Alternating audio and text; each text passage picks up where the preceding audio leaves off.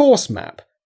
This course on information security is aimed at imparting the end users with the knowledge, starting right from the basics of information systems, the security measures being implemented, and the ways and means they get disrupted by hackers. The course map starts with imparting knowledge on how hackers gather information about a target, information gathering.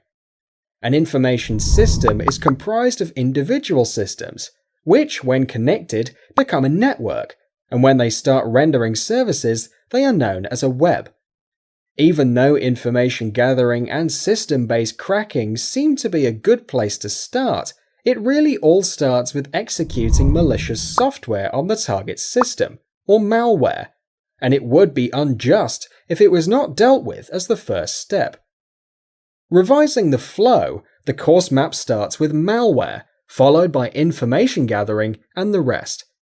This module covers ways in which a system can be attacked to gain information, system-based cracking, while this one deals with attacks pertaining to wired and wireless infrastructure of a group of systems known as network-based cracking. Following this is the web-based cracking module. By now, you would have noticed that all the topics are covered from a hacker's point of view, and you will be wondering why this is not dealt with from a security officer's point of view. To be the best policeman, one should think about crime from a thief's perspective.